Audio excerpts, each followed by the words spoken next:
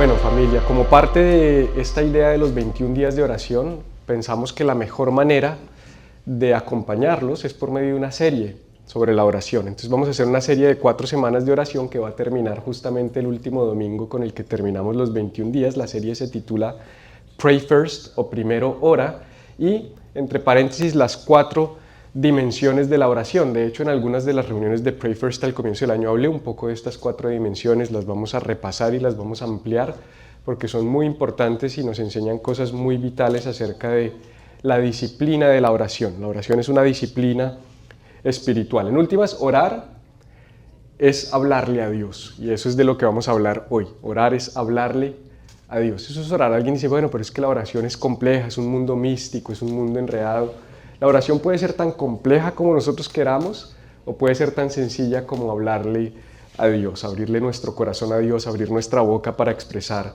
nuestras palabras. Pero la realidad es que, aunque la oración tiene una importancia fundamental en la vida del ser humano y especialmente en la vida del creyente, también es cierto que vivimos en un mundo que atenta constantemente contra nuestra capacidad de orar. Vivimos como en un sistema y estamos gobernados por un sistema que no facilita la vida de oración, seamos honestos. La vida de oración, aunque debería ser tan sencillo como hablarle a Dios, en ocasiones ni siquiera eso tenemos la posibilidad de hacer. No tengo tiempo de hablar con Dios, no tengo espacio para hablar con Dios, mi mente no me permite conectar con Dios. De manera que quiero empezar poniendo como algunos obstáculos o amenazas de la vida de oración. Todos los enfrentamos y creo que en mayor o menor medida nos afectan y nos impiden establecer una vida que se arraigue en la oración. La primera, no lo tengo acá, pero está por ahí, nuestros teléfonos inteligentes. Todos tenemos uno, muchas veces incluso desde niños ya nuestros niños tienen un teléfono inteligente, y si no, tienen uno de juguete que no funciona, pero que se pueden meter a la boca y rascarse los dientes, pero desde chiquitos ya están teniendo algún tipo de conexión con estos aparatos. Cada notificación nos aleja de nuestra cotidianidad, nos aleja de nuestras cosas. A todos nos pasa que estamos en algún momento haciendo una tarea específica y de repente el teléfono nos saca de la tarea y nos lleva como por un rabbit hole, nos lleva como por un hoyo oscuro, y cuando menos pensamos digo, ¿en qué momento yo me senté a trabajar en esto y terminé viendo reels en Instagram? O terminé viendo videos en YouTube, o terminé viendo los estados de otras personas en WhatsApp. Una pequeña notificación te jala, te empuja, te impulsa, es como una adicción, es como si hubiese algo que nos ató, nos amarró a esa necesidad de sentir ese estímulo constante de interacción que rompe el silencio, que no nos permite estar desconectados. De hecho, les he compartido esto, el grupo Barna dice que más del 70% de los cristianos millennials, ¿quiénes somos los millennials? La mayoría de nosotros, creo, año 97 y 96 and 2001, I don't know. No, 96 and... Oh, 81 y 97, eso es. 81 y 97. So, ahí entro yo, soy modelo 82 y varios de ustedes. Pero no importa, dicen que los millennials, pero pues yo creo que eso coge para arriba y para abajo. El 70% de los cristianos millennials, lo primero que hacen al abrir sus ojos y lo último que hacen antes de acostarse es interactuar con su celular. Tremendo. Empezar y terminar el día con nuestro teléfono. La última interacción. Ni siquiera es buenas noches, que descanses mi amor, sino hasta mañana, ya se durmió. Y lo último puede ser una historia, una mala noticia, no necesariamente cosas malas, pero empiezas y terminas tu día con un estímulo de tu teléfono inteligente. Y tan solo el 10%, estamos diciendo que el 70%, lo primero y lo último que hace es su teléfono. Solo el 10% de ese mismo grupo de cristianos millennials, lo primero y lo último que hace en su día es o hablar con Dios o leer un versículo de las Escrituras. ¿Cómo sería nuestra vida si nos invirtiéramos? Si en lugar de lo primero y lo último que hiciéramos fuera tocar nuestro teléfono y tener una interacción con esa pantalla, si genuinamente pasáramos un momento en la presencia de Dios por medio de su palabra o de la oración. No solamente los teléfonos inteligentes nos están afectando, sino lo que se llama the economy attention, la economía de la atención. Es esta idea de que vivimos en un mundo que quiere monetizar nuestra atención, que quiere monetizar cada segundo de nuestras vidas, que quiere a través de las redes sociales, a través del entretenimiento, a través de los anuncios, competir constantemente por nuestro enfoque. En últimas, todo tiene un racional detrás. La idea de los teléfonos inteligentes, la idea de las aplicaciones, la idea de las redes sociales, la idea de las cosas que nosotros creemos que son gratuitas. Tú crees que ChatGPT es gratuito, pero no es gratuito, está costando tu vida, te están sacando información, te están aprendiendo a conocer, están aprendiendo cómo piensas. Cada vez que tú interactúas con estas máquinas, ellos empiezan a guardar información y empiezan a hacer un perfilamiento tuyo. Estás abriéndole a la tecnología que conozca tu vida, tu intimidad y tu corazón. Hay personas, y esto lo voy a volver a decir en el último punto, pero es muy profundo y fue algo en lo que estuve meditando y dije, yo creo que hoy hay cristianos que son más conocidos por su asistente de ChatGPT que por Dios, porque hablan más con ChatGPT, se dan a conocer más a ChatGPT, Él te conoce. Él está diseñado para responder de acuerdo a tu diseño, a tu forma, para satisfacer tus necesidades más profundas. Él tiene un perfilamiento. Entonces tú crees que lo que Él te dice es la verdad, Él te dice lo que tú quieres escuchar. Y por eso es tan adictivo. Pero entonces, ¿qué quieren? Captar nuestra atención. No hay nada gratis. No, es que Instagram es gratis. No, tú eres el producto. A ti es al que te están monetizando. Tú eres el que está pagándole a los influencers cada vez que los ves y les das like. Tú eres el que les estás pagando cada vez que ves sus videos y compartes sus reels. Todo tiene un costo, todo tiene un precio, pero todo al final del día quiere arrebatar tu atención porque quieren monetizar tu vida, cada segundo de tu atención. También está el dinero y la productividad. Vivimos en un mundo que agrega valor al ser humano o define el valor del ser humano por su capacidad de generar dinero, o por su capacidad de ser productivo.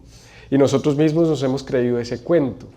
Entonces vivimos en función de producir, de lograr, de acumular, de tener, y no tengo tiempo para orar. Es una pérdida de tiempo. La oración no monetiza. La oración, no te preocupes en lo más mínimo con los ruidos del bebé, ¿ok? Nosotros estamos súper acostumbrados, aquí hay muchos bebés, tranquila. Puse aquí, no oramos por falta de tiempo, sino por exceso de prioridades desordenadas. Porque, como yo siempre les digo, yo me acuerdo que una de las primeras personas que a mí me discipuló, yo tenía unos 15 años, y yo solía usar la frase no tengo tiempo. No sé dónde la aprendí, no sé si fue en mi familia, no sé si fue... No sé, creo que todos en algún momento aprendimos el famoso hiciste la tarea, no tuve tiempo, leíste el libro, no tuve tiempo, oye, no me llamaste esta semana, no tuve tiempo. Y un día yo a él, pues llegué a mi clase de discipulado y me acuerdo que había que haber hecho una lección y yo decía, bueno, es mejor ir sin la lección que no ir porque no la hice. Y entonces llegaba sin la lección hecha con ese racional y un día yo llegué como pensándome un buen cristiano y él me dijo, no, por favor no vuelvas a venir sin la lección, porque es una falta de respeto para todos los que estamos acá, y a mí me pareció como tan agresivo. Y le dije, pues que no tuve tiempo, y me dijo, no vuelvas a decir no tuve tiempo, más bien di, esto para mí no es lo suficientemente importante, porque todos los que estamos aquí tenemos las mismas horas. Y los demás hicieron su tarea y tú estás deshonrando al grupo y el proceso. Y para mí fue formativo, no me gustó porque ser discipulado es ser disciplinado y no me gusta la disciplina, pero al final del día aprendí una lección valiosa y es que tú le asignas tiempo a lo que a ti te importa. Si no lo haces no es porque no tengas tiempo, es porque eso no es importante para ti. Y muchos de nosotros decimos que no tenemos tiempo de orar y es mentira, realmente para nosotros no es importante orar, porque tenemos tiempo de hacer muchas otras cosas, simplemente escogemos a qué le asignamos el tiempo, que es el único recurso que no es renovable y es el único recurso que es igual para todos los seres humanos. De manera que el dinero y la productividad son una amenaza a nuestra vida de oración. Y luego viene entonces la sobreocupación, vivimos sobreocupados. Les he recomendado muchas veces el libro de The Ruthless Elimination of Hurry, Elimina la prisa de tu vida, de John Mark Comer, muy bueno. Y creo que necesitamos eliminar la prisa de nuestra vida. Creo que era Dallas Willard el que decía que el mayor enemigo de la vida espiritual no es el diablo, sino es el afán. Y pues es que el diablo no necesita hacer mucho, solamente necesita ponernos más cargas, más tareas o darnos más cosas. A veces las bendiciones se convierten en preocupación, por eso la Biblia dice en Proverbios 10:23 que la bendición del Señor enriquece pero no añade tristeza. Porque hay bendiciones que enriquecen pero te añaden tristeza, te añaden preocupación, te añaden carga, te añaden ansiedad. Un nuevo proyecto, una nueva empresa, un nuevo emprendimiento, una nueva casa. ¿Cómo es que terminas en ocasiones metido en proyectos que son una bendición, pero que cuando menos piensas se te volvió una carga, un afán y una ansiedad? A lo mejor no fue la bendición del Señor. Fue una bendición que vino de otro lado, fue algo bueno que no necesariamente vino en el tiempo correcto, de la forma correcta y en las circunstancias adecuadas para tu vida. Y vivimos sobreocupados, vivimos llenos de excusas porque no tenemos tiempo, porque tenemos demasiado que hacer, y además eso se junta con una narrativa cultural que dice que no tener tiempo o estar ocupado, o como decimos en Colombia, estar llevado, es ser importante. Es que no estoy llevado, no tuve un minuto. Es que no te imaginas, yo no tuve tiempo ni de comer esta semana, o no he dormido nada. No, es que he dormido 2 horas. Yo duermo 2 horas y créanme que yo mato a alguien. Yo necesito dormir 8 horas todos los días. Yo descubrí eso y por eso hay ciertos trabajos que yo ya no haría, sencillamente. Yo trabajé 16 años de mi vida en un ritmo de multinacional que solo me dejaba dormir 5 horas y yo no sé cómo funcionaba. Tomando Red Bull todos los días, 4 o 5 latas de Red Bull, haciendo los cierres de ventas una semana, trasnochando de derecho, comiendo a las 2 de la mañana. O sea, unas cosas que uno dice, pero eso no puede ser la vida. Entonces, en este mundo eso se ha vuelto en algunos aspectos como glamuroso, como que ¿y tú qué haces? No, estoy bien, yo tengo tiempo, yo tengo margen, yo vivo con margen, yo tengo tiempo, manejo mi tiempo, tengo libertad, no persigo las mismas cosas, no estoy obsesionado por las mismas cosas. Eso ya es como una persona rara. Pero al final del día tenemos que replantear nuestros paradigmas y replantear nuestras prioridades. No solamente la sobreocupación, sino la ciencia y la tecnología como sustitutos del misterio. Porque hay cierto misterio en las cosas de Dios que es parte de la espiritualidad. Yo no soy un hombre místico y yo suelo decir eso en el sentido de que no soy una persona que abraza demasiado el misticismo dentro de la espiritualidad. Me parece que hay unas líneas peligrosas en el misticismo, pero creo que la espiritualidad tiene un lugar al misticismo.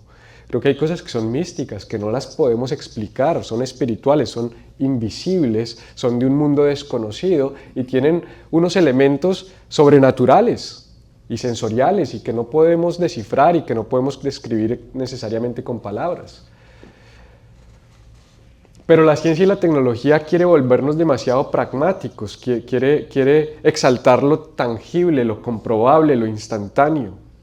Y la oración te invita a lo invisible, la oración te invita a lo eterno, te invita a lo lento. ¿Quiénes ya usan ChatGPT? Yo lo uso, díganlo ok, ya no es un extraterrestre. A mí me parece, yo todavía no logro entender la velocidad de respuesta. Eso es a mí lo que más que las respuestas en sí, es como si él, cuando yo estoy escribiendo, él ya supiera lo que hay en mi mente. Yo digo, no puede ser. Entonces, cuando tú ya tienes un asistente personal que te responde todas tus dudas, que es lógico, asertivo, habla en tu lenguaje, te afirma, te responde con respeto, te llama por tu nombre, qué pastor que me aconseje ni que nada, qué amigo, qué psicólogo. O sea, y esto está empezando hasta ahora. Yo lo empecé a usar hace como 1 mes y medio. Que me rehusaba hasta que Benjamín me dijo, tienes que. Y menos mal le hice caso porque ya me di cuenta que sí, lo que pasa es que ahora hay que aprenderlo a usar, no que nos use. Pero más allá de eso, es más adicción a lo rápido, a lo instantáneo. O sea, es que no sé cómo describirlo, me parece.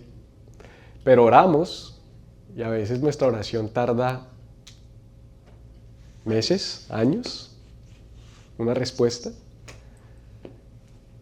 Y la ciencia y la tecnología vienen a sustituir ese, ya no necesito ese misterio. A lo mejor esta carga que tengo ya no se la llevo a Dios, se la llevo al ChatGPT. Ya para qué le pregunto al pastor qué significa Apocalipsis 3.15. ChatGPT, ¿qué significa Apocalipsis 3.15? Y te va a dar una información muchísimo más, desde el punto de vista de información, mucho más precisa de la que cualquier pastor te pueda responder. Pero entonces, ¿dónde dejamos espacio para lo espiritual, lo eterno? No nos confundamos, ahí no hay vida. Parece que sí, habla como una persona, se expresa como una, te corrige como una persona. Yo cojo y escribo, encañonado, caliente, como un fosforito, porque yo soy como un fosforito, yo me enciendo rápido y entonces voy a escribir mi respuesta y digo, espera, voy a responderle esto a una persona, ¿qué opinas? Tu mensaje podría sonar menos controversial y menos tal si lo pones en estas palabras. Yo digo, no, esto es un terapeuta, un asistente emocional, corrector de estilo, anticipa situaciones, me evita conflictos. Brother, o sea, hace como 1 o 2 meses tuvimos por ahí un rifirrafe con José y nos cruzamos unos mensajes de texto calientes. Si yo hubiera filtrado eso por ChatGPT no hubiéramos tenido problemas nunca, José, te lo aseguro. El man es como tiene más inteligencia emocional que cualquiera de nosotros. Pero ¿y lo humano? ¿Y la realidad? ¿Y lo espiritual? ¿Te das cuenta? Tenemos, o sea, no sé, yo no iba a hablar de eso, pero me parece que algo nos va quedando ahí en la conversación. Y luego el último es el secularismo práctico. ¿Qué es el secularismo práctico? Es esa idea de que ya hoy día podemos vivir como si Dios no existiera. Es que podemos tomar nuestras decisiones sin consultarlo con Dios. Es que ya no necesito preguntarle a Dios qué opina Él, qué piensa Él de mis decisiones, qué piensa Él de lo que voy a hacer, qué piensa Él de este negocio, qué piensa Él de esta decisión, qué piensa Él de esta relación, qué piensa Él de este nuevo trabajo, qué piensa Él de estas emociones que yo estoy sintiendo. Es como una autosuficiencia disfrazada de fe. Y cada vez está más en auge. Tú tienes la respuesta está dentro de ti, búscalo adentro de ti. Tú eres tu propia guía, sigue tu corazón, sigue tus pensamientos, sigue tus ideales, que nadie te diga qué hacer. Y empiezan a hacer sentido esas frases dentro de nosotros. Pues oye, sí, esto no es tan ilógico. Si Dios me hizo así, ¿no? ¿Alguien ha pensado eso alguna vez? Pues yo soy así, tú me hiciste así que si no te gusta es tu culpa. Casi con arrogancia podemos tener ese tipo de conversaciones con Dios. Pero no se nos puede olvidar cuál es nuestro lugar y cuál es nuestra posición. Entonces, si vamos a hablar de la oración, que es lo que vamos a hacer durante las próximas semanas, tenemos que tener esta actitud. Teresa de Ávila dijo, cuando se trata de la oración, todos somos principiantes. No importa si llevas, como yo, 30 años en el cristianismo, o si esta es la primera vez que abordas este año tu vida de fe desde la perspectiva cristiana y son términos nuevos para ti. Todos somos principiantes. Y qué importante tener ese corazón. Todos somos principiantes.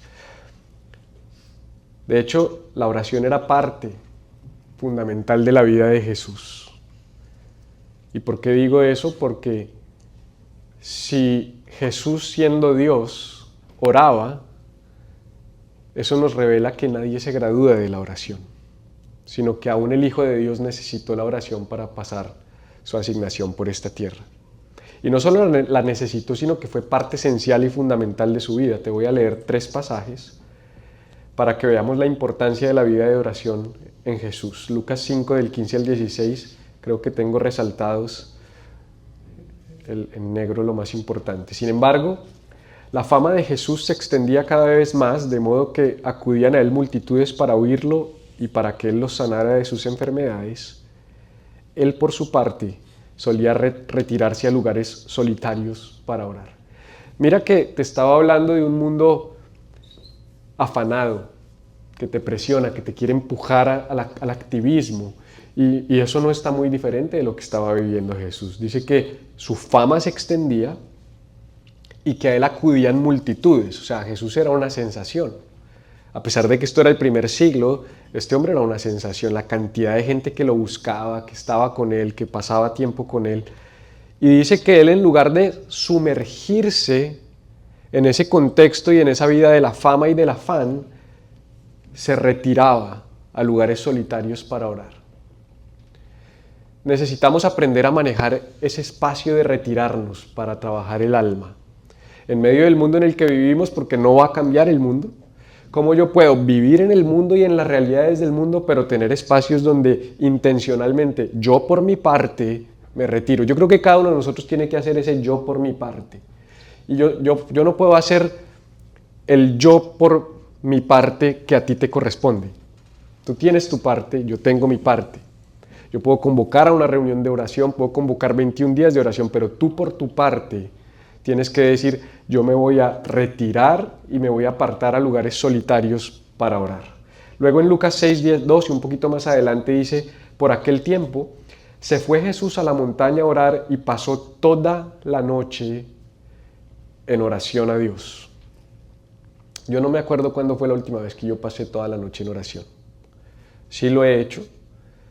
Eran un par de vigilias en el pasado, en iglesias en las que hacíamos ese tipo de actividades. Vamos a una vigilia, ir a toda la noche orando, en un par de momentos muy particulares donde crisis o situaciones difíciles. Normalmente son las situaciones difíciles las que te llevan y te impulsan a ese tipo de rutinas, pero Jesús era random. Él decía, bueno, esta noche vigilia, a orar toda la noche.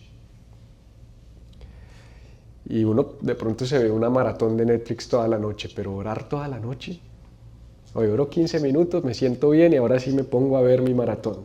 Lucas 9, 28 al 29, unos 8 días después de decir esto, Jesús acompañado de Pedro, Juan y Santiago, y intencionalmente lo escogí para ver que así como había lugares, momentos donde Jesús se retiró a orar de forma solitaria, había momentos donde lo hacía acompañado, en comunidad. Hay lugar para las dos cosas, es parte de la disciplina. Dice, acompañado de Pedro, Juan y Santiago, subió a una montaña ¿a qué? A orar. Y ahí fue donde sucedió pues la transfiguración, donde su rostro se transfiguró, se abre el cielo, sale una voz del cielo, aparecen Elías, Moisés, y dice, este es mi hijo amado en quien tengo complacencia a él oído. Entonces, como esto era tan central en la vida de Jesús, los discípulos vieron la oración como parte fundamental de su vida y le pidieron que les enseñara a orar. No hay muchos pasajes donde tú ves a los discípulos diciéndole a Jesús de manera directa, enséñanos esto o enséñanos aquello. Y eso es interesante porque hay muchas cosas que a mí personalmente, si hubiese sido discípulo de Jesús, me hubiera gustado decirle, enséñame a caminar sobre el agua, por ejemplo, o enséñame a resucitar muertos, o enséñame a cambiar el agua en vino. Esa estaría buenísima. ¿Cuánta plata se ahorrarían muchos de ustedes? ¿Sí? O montaríamos un negocio. Imagínense el negocio que uno podría montar si uno pudiera cambiar agua en vino. Ya. ¿Sí? Pero no ves ese tipo de conversaciones, porque parece ser que ellos entendían algo, y es que todo eso que pasaba afuera era el resultado de algo que pasaba adentro.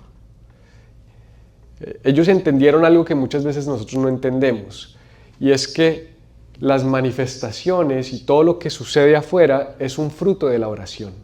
Entonces ellos dijeron, no, yo no le voy a pedir que me enseñe a cambiar el agua en vino, yo le voy a pedir que me enseñe a orar. Porque si yo aprendo a orar, yo me relaciono con Dios, yo puedo hacer todas las demás cosas. Todo lo demás va a fluir naturalmente de tener una vida de oración.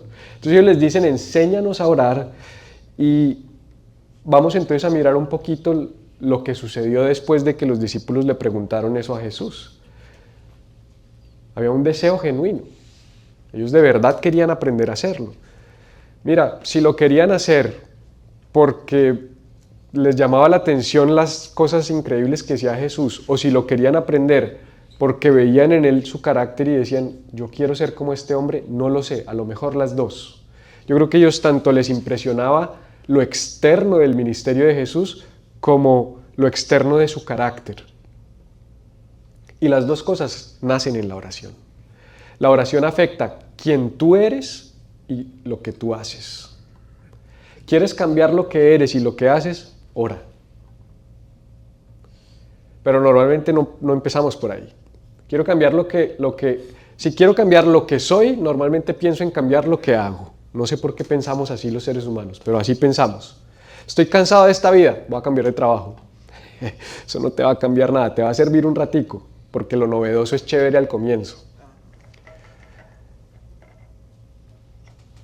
Estoy cansado de no sé qué, voy a ir del país. No, te van a perseguir todos los fantasmas y todos los dramas y todos los traumas te van a acompañar. Ellos se montan al avión, y si no se montan, nadan y después llegan y te alcanzan.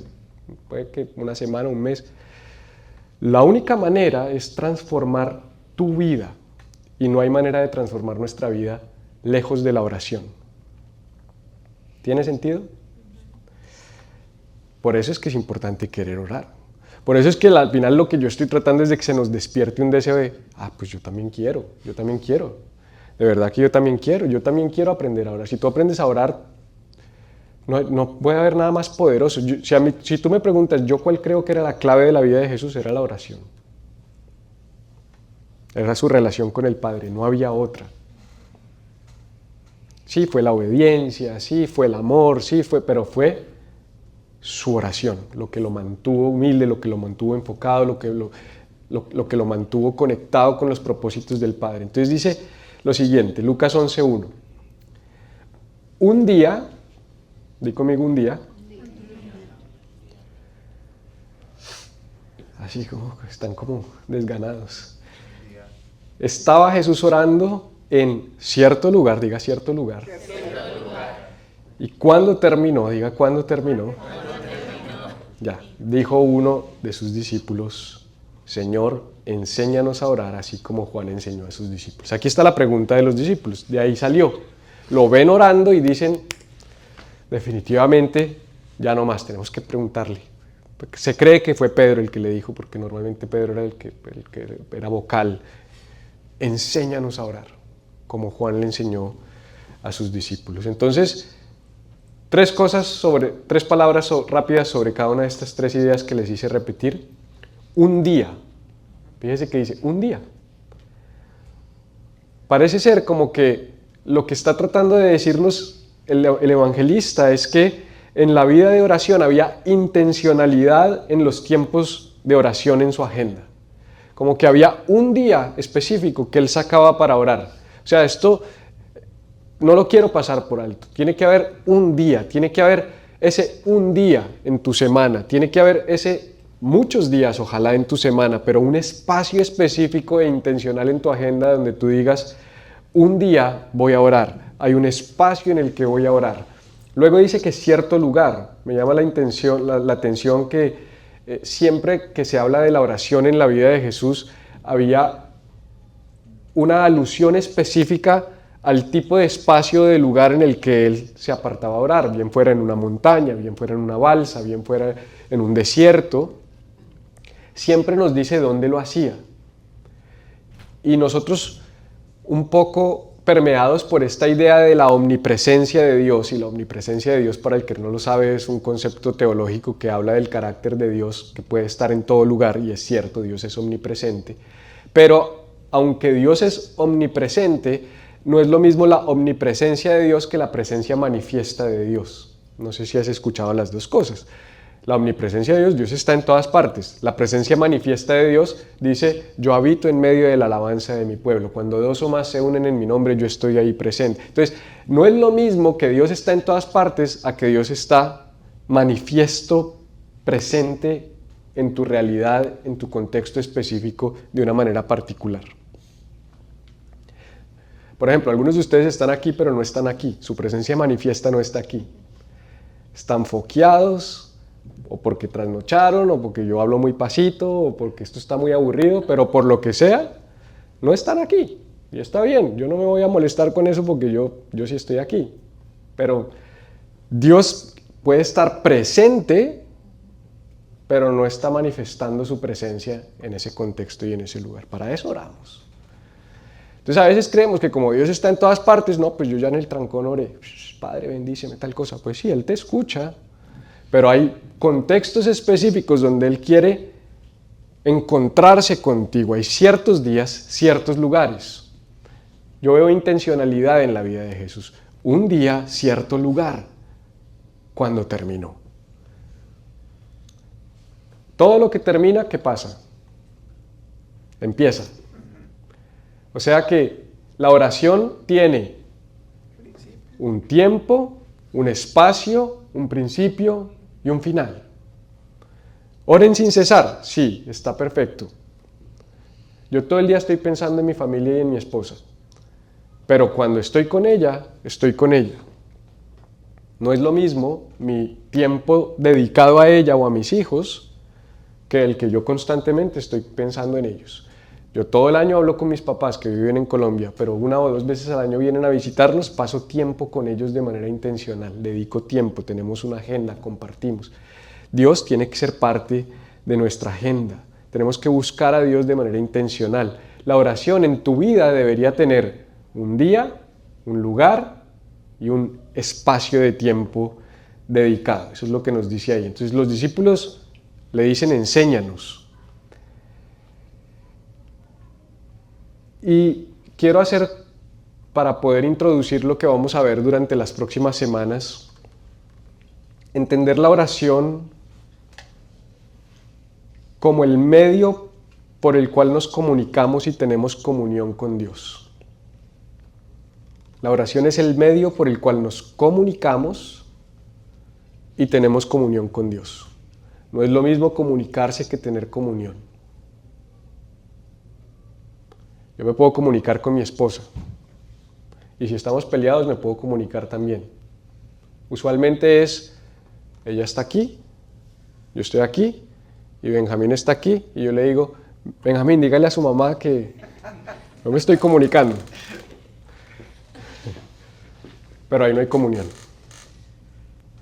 ¿Sí o no? ¿Eso qué quiero decir? Que orar no es solo hablar. Es compartir vida. Puede ser solo hablar, pero no se supone que se quede en solo hablar. Ninguna relación se sostiene a partir de solo hablar. Ninguna. Las relaciones, sobre todo las relaciones matrimoniales, que vienen siendo una buena imagen o un buen reflejo de la relación íntima que estamos llamados a tener con Dios, son relaciones que se mantienen y se sostienen a partir de compartir vida. Cuando una relación se acaba y tú hablas con las personas, ¿qué pasó? Ya no había vida. Estábamos muertos en vida. Esto se murió. Ok, nosotros no podemos tener una relación con Dios solamente como religiosa y litúrgica. Yo voy, hago mis 3 centavos dentro de la vida de religión y cumplo con mis deberes. Así no se sostiene una relación con Dios. La relación con Dios se sostiene a partir de la vida, de entregar el corazón, de abrir el corazón, de ser intencional, de dejar que Él nos transforme de adentro hacia afuera. Entonces, orar es mucho más que pedir cosas. Orar es adorar, es rendirse, es escuchar, es agradecer, es permanecer y es cultivar esa intimidad con Dios a través de la cual somos transformados de adentro hacia afuera. Y la oración se entiende típicamente como 4 esferas o 4 dimensiones. Y eso es de lo que vamos a hablar en esta serie. Pray First, 4 dimensiones de la oración. La primera, que es la que estamos hablando hoy, es hablarle a Dios. Esto no quiere decir que sea una progresión, es decir, esto no es de menos a más, aunque sí lo es, pero lo que quiero decir es, no es progresivo en el sentido de que al avanzar de una etapa a la otra, elimino las anteriores, sino simplemente va creciendo mi vida de oración, pero se mantiene la anterior. Entonces, ¿orar es hablarle a Dios? Sí. Venga, dile a tu mamá una cosa así, ¿no? Padre nuestro que estás en los cielos, santificado sea tu nombre. Muchos han orado así. Están utilizando una guía de oración, no tienen unas palabras porque no tienen una relación, no saben cómo hablarle a Dios. Bueno, Padre nuestro que estás en los cielos, santificado sea tu nombre, venga a nosotros tu reino, hágase tu voluntad. Mucha gente ora así. ¿No es oración eso? No, sí es oración. ¿No escucha a Dios? Yo creo que sí escucha. Como Cata escucha cuando yo le digo a Benja, probablemente, pero está escuchando. ¿Genera comunión e intimidad? No creo. No creo que con 25,000 Padres Nuestros generes comunión e intimidad con Dios. ¿Estás pecando? No. ¿Dios te escucha? Sí. ¿Hay fe? También. Y no quiero ni estoy pensando con esto en ningún momento ni cuestionar, ni criticar, ni atacar la fe de nadie, ni las liturgias, ni las formas. Lo que estoy tratando es de entender la vida de oración va progresando. Cuando yo aprendí a montar bicicleta con unas rueditas. Y las rueditas eran súper buenas porque me enseñaron la forma, el pedaleo, la cosa, pero súper limitantes cuando ya tú quieres hacerle. El que se queda toda la vida con la oración guía, toda la vida tiene unas rueditas pegadas a la vida de oración. Llega un momento donde tú tienes que coger y levantar las rueditas y ya no es esa oración, sino son tus palabras. Es muy poderoso. Y ahí va esa progresión. Entonces, orar es hablarle a Dios. Hablarle a Dios es abrir tu boca para expresarle a Dios palabras que a lo mejor no son tuyas. Pueden ser de las escrituras, pueden ser las guías de oración, puede ser un libro que compraste, dice 365 oraciones para el año. Está bien. Y te dicen cómo orar. Y tú lo haces y tú dices, ora así, Señor, te entrego mi vida y tal. ¿Hay algo de malo en eso? Para nada. Está buenísimo. Está buenísimo. Ahora, si yo todos los días del año voy y me como la comida congelada del Aldio del Walmart, en algún momento hay que aprender a preparar comidita en casa. Y de vez en cuando un día tengo mucho afán, entonces le echo a la congelada. ¿Sí? Entonces ves como progresé, pero si tengo que volver atrás y echar mano porque me ayuda, porque me fortalece, está bien. Entonces, orar es hablarle a Dios. Ese es como el primer nivel básico y es donde la mayoría de nosotros empezó. Cuando yo por primera vez llegué, yo no sabía orar. Y además llegó en el contexto de que yo llegué a una comunidad que era esa, que son personas que oraban bien raro. Que como que todo lo espiritual era diferente. ¿Sí? Porque todo cambiaba. El pastor era ese contexto, eso no era la comunidad, era como el contexto del cristianismo en la época en la que yo me convertí. Así era. Entonces, estabas hablando acá, ¿qué hubo, Juan? ¿Qué cuenta? No sé qué. Espere que ya va a empezar el servicio. Hola, hermanos, Dios les bendiga a todos. Este tipo aquí ahora cambió la voz. Cambiaba la voz para predicar, cambiaba la voz para orar. ¿Sí? Entonces vamos a orar. Aleluya, santo. Es como que qué espíritu cogió a este tipo. O sea, entonces uno veía la oración como con un misticismo, como una cosa que... O sea, espérate un momentico, estamos todos normales, no sé qué, pero de repente vamos a orar y hay que entrar como en un modo. Y entonces para mí eso era como que uno pensaba, ok, esto, debe ser que esto es así. Claro. Yo me acuerdo que mis hijos me decían, ¿por qué hablas raro cuando oras? Y yo no entendía ellos qué me estaban diciendo porque para mí era normal. Uno oraba en mexicano y cantaba en mexicano porque crecimos oyendo pues nuestros referentes de la música cristiana en Latinoamérica eran los mexicanos, Witt, Barrientos, Romero, Esos tipos fueron los que nos enseñaron. Entonces, ministro de alabanza que se respetaba en Colombia en los 90 y comienzo de los 2000 era una copia de Jesús Adrián Romero o de Marcos Witt. No había nada que hacer. Dani se ríe porque sabe que así es. Y así aprendimos. ¿Sí? Y orábamos como ellos y hablábamos como ellos. Es parte en algún momento de madurar, de crecer. En ocasiones uno ora lo que el otro ora, dice lo que el otro dice, pero asimismo también se van transfiriendo algunos errores también, ¿sí? También se transmiten algunos errores, que yo entonces empiezo a aprender lo que el otro aprendió y si el otro aprendió mal, ¿qué? Pues yo también aprendí mal. Y creemos que es que así es. Y sin entender qué es lo que estamos diciendo, reprendemos, decretamos, declaramos y hacemos un montón de cosas que yo he estado en los últimos 5 años de mi vida en una fase de desaprender, porque me di cuenta que yo llegué a una iglesia a finales de los 90, en el año de 1997, marzo 25 del 97, recibí a Jesús con un poco, que debía tener ahí, con unos 14, 15 años, y esa iglesia se decía a sí misma no denominacional, pero no era así. Era cierto en la medida en que no estaba afiliada a una denominación, pero al final era una iglesia carismática con tintes pentecostales. Y esa fue la teología que yo aprendí y nunca la cuestioné. ¿Por qué la iba a cuestionar? Si tú llegas a un lugar, tú dices, aquí es, me predican la Biblia, esto es lo que sabe.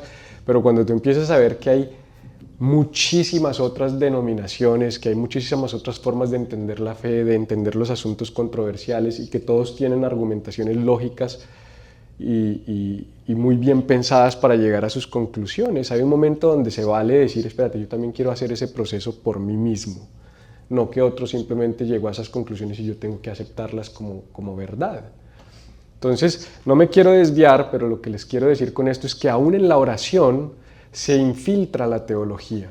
En otras palabras, cuando oramos y cuando yo te voy guiando en oración y cuando yo te voy acompañando a través de mi oración y de la oración corporativa, y cuando empezamos a orar juntos, sobre todo en esos espacios comunitarios de oración, o cuando tú tomas las palabras de otros para orar, pues en últimas tú estás orando de la teología de esa persona.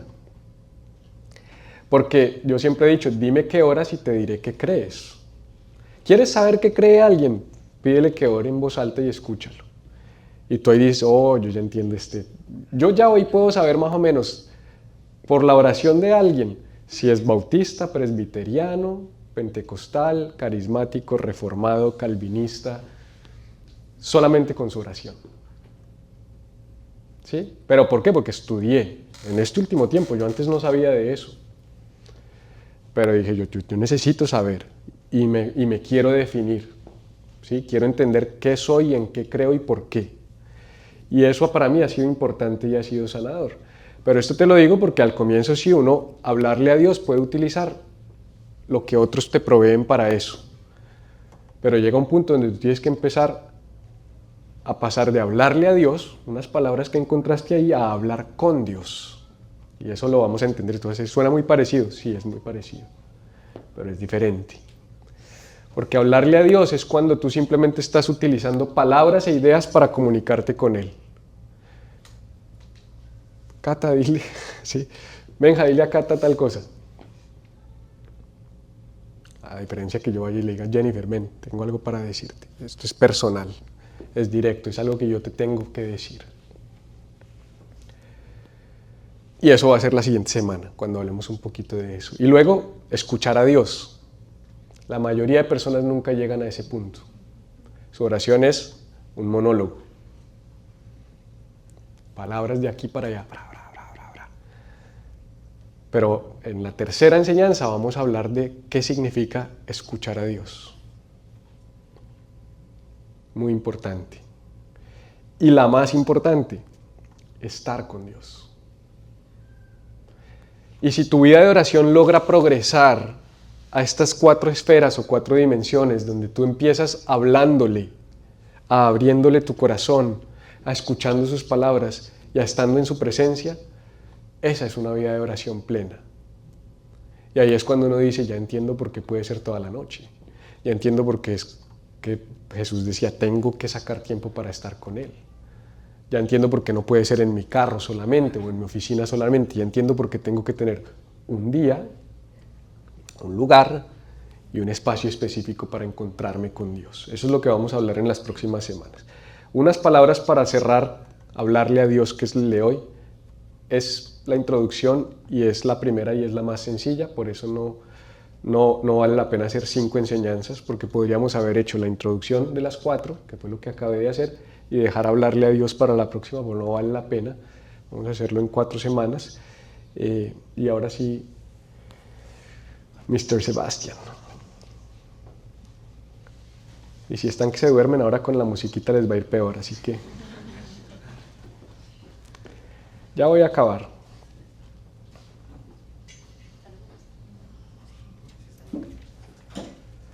Hablarle a Dios.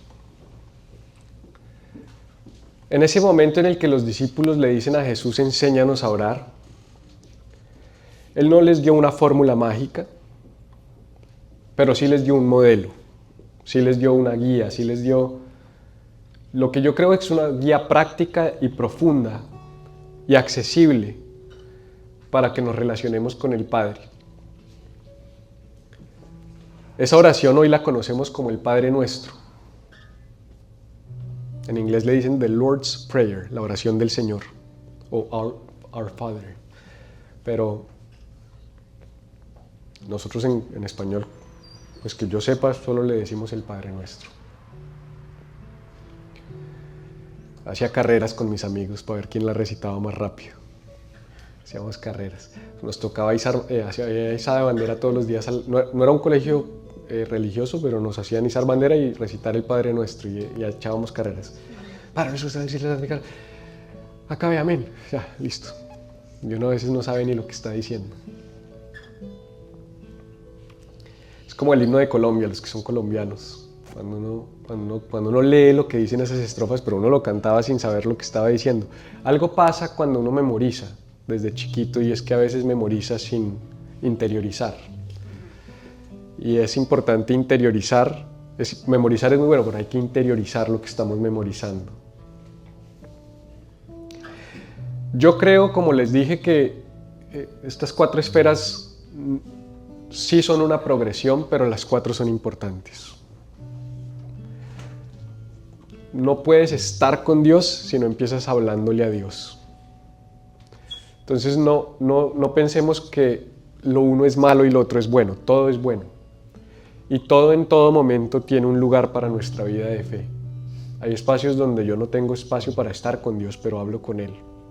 Hay momentos donde no tengo palabras de mi boca para decirle, pero una aplicación, llámese Glorify o llámese Bible Version o YouVersion o lo que sea, puso en mi boca las palabras que yo no tengo para decirle porque estoy abatido emocionalmente o porque estoy bloqueado emocionalmente o porque estoy ansioso. Entonces, quiero ser claro en que no estoy minimizando y diciendo que eso está malo. Lo que pasa es que no nos podemos quedar ahí. Pero a diferencia de las rueditas de la bicicleta, que las quitamos cuando pequeños y pues difícilmente uno vuelve a usarlas, a no ser de que quiera montar bicicleta a los 85, ahí sí de pronto es mejor volverle a poner rueditas. Pero más bien uno dice, ya no monto más bicicleta.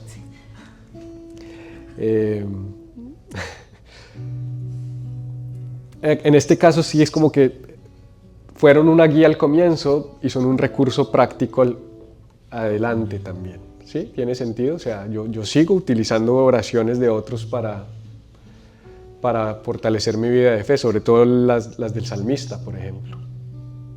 ¿Sí? Hay salmos de David que yo digo, es como si este Señor supiera lo que yo estoy viviendo. Las oro, las hago mías, porque no tengo palabras para expresar en ese momento por mi dolor, por mi angustia. Entonces, es bueno, toda esta progresión es buena. Hablarle a Dios es bueno. Por eso Jesús no dijo, no, pelados, yo no les puedo dar una guía porque pues, es que esto es muy personal, es muy íntimo, yo por eso me voy a solas, miren a ver ustedes cómo lo logran. No, Jesús dijo, sí, sabes, es importante. Cuando ustedes oren, hagan esto. Y entonces Él dice, ustedes deben orar así.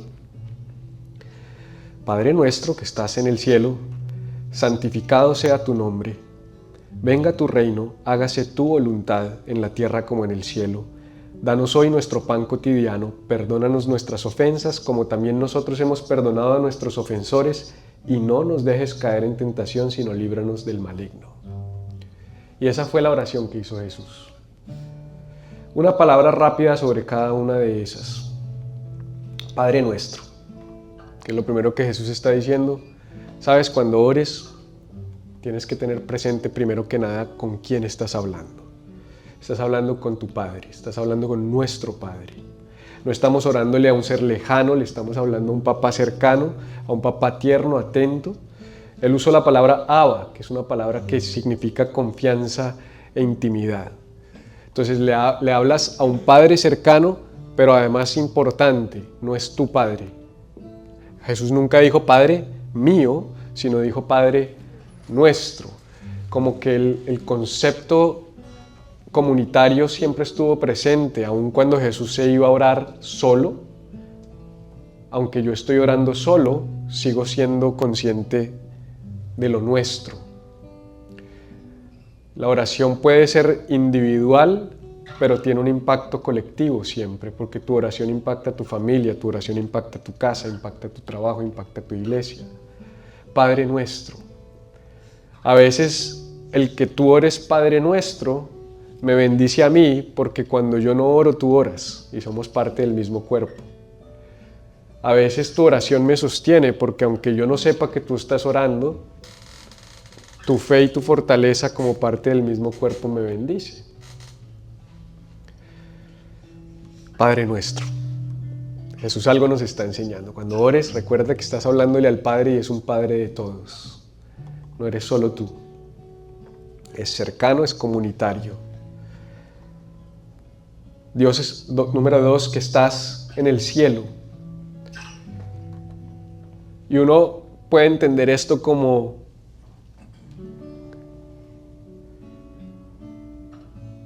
allá, ¿no? Que estás en el cielo. Pero realmente lo que ellos estaban tratando de, o lo que Jesús estaba tratando de transmitirle a sus discípulos es que es un Padre que está tan cerca como el aire que respiras.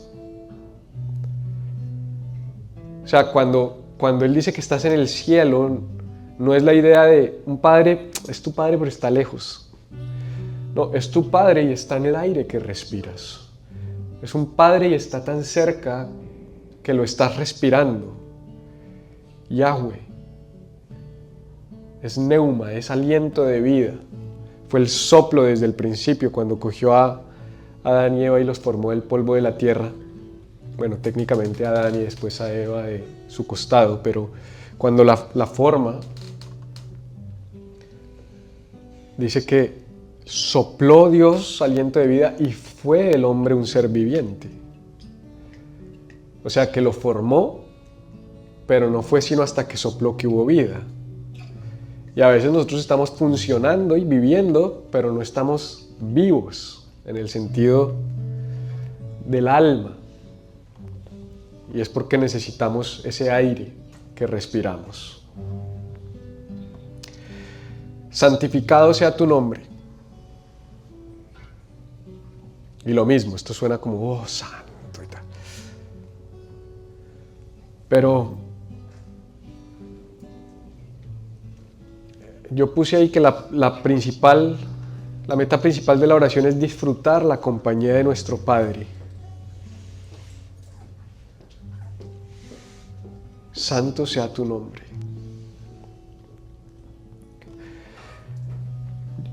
Yo no sé si ustedes se acuerdan, tengo que terminar en 3 minutos, yo no sé si ustedes se acuerdan que cuando uno, pues puede que esto no resuene con todos, sobre todo dependiendo de su infancia y de sus realidades, y quiero ser sensible con esto porque sé que no todos tienen padres funcionales o papás presentes. Pero en mi contexto de crianza era común que con mis amigos uno como que pulseaba a ver quién tenía el papá más importante. ¿Y su papá qué hace? No, es médico, y el mío pues, es abogado, y el suyo es ingeniero, el mío es profesor de inglés, mi papá era traductor y profesor de inglés y tal cosa, y yo le sumaba vainas, y es empresario y tal cosa, y uno como que quiere tratar de presumir de su papá. Y, y pues yo me imagino, yo estudiaba con el nieto de Rafael Molano, el dueño de Ramo. Estudié con él toda mi vida y somos grandes amigos hasta el día de hoy. Pero ese siempre nos mataba a todos, porque pues sacaba al abuelo y ya nos dejaba. Bueno, entonces invítenos a la casa a comer chocorramo y tostacos, porque ¿qué más vamos a hacer? Y esa idea de que uno como que presume de su papá,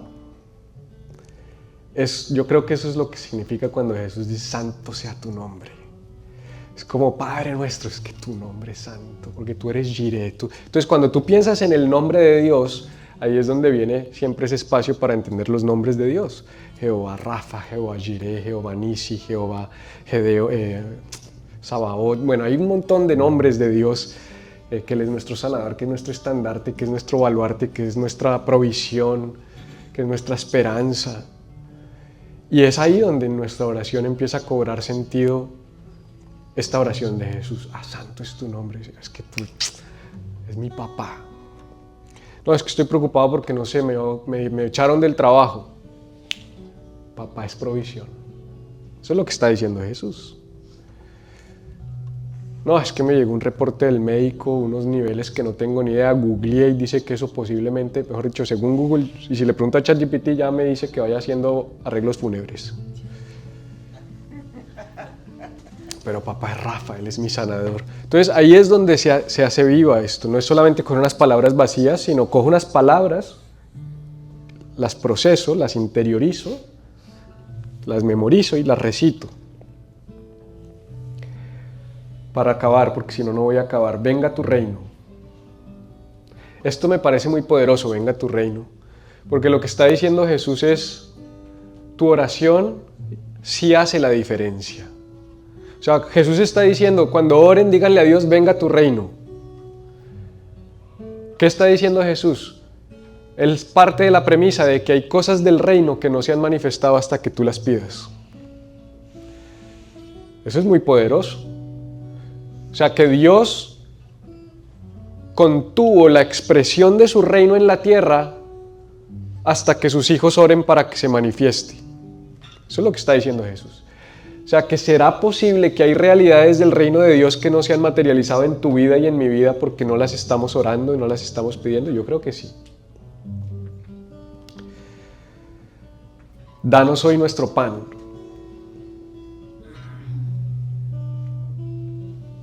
Y por supuesto esta es la fuente de provisión. Pero ¿sabes qué es lo que más bonito me parece de danos hoy nuestro pan? Que la que sigue, no me voy a saltar todavía, pero ustedes saben cuál es, perdona nuestras ofensas. Me habla del corazón del Padre.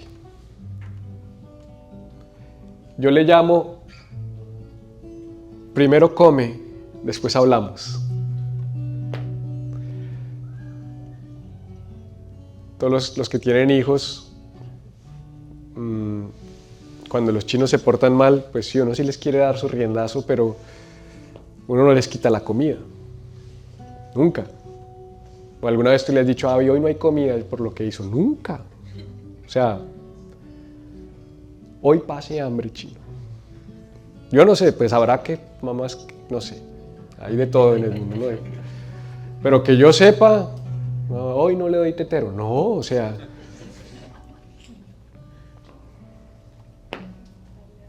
Y así es Dios. Pero nosotros a veces creemos que Dios sí es malo. Que uno se portó mal y debe ser que me echaron del trabajo por Dios está bravo conmigo. Pero espérate, Él es tu papá, Él es tu proveedor. ¿Tú crees que Él te va a quitar la comida por lo que hiciste?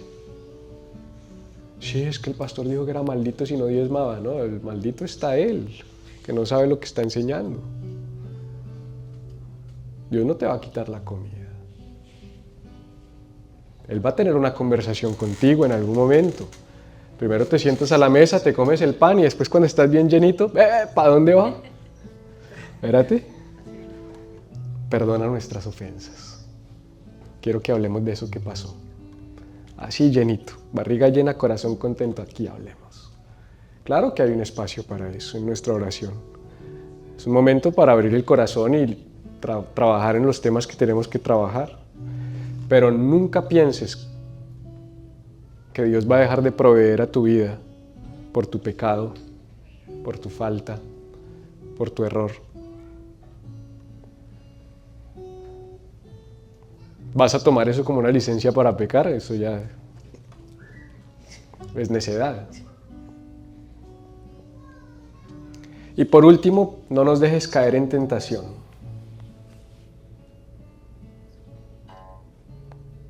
No nos dejes caer en tentación.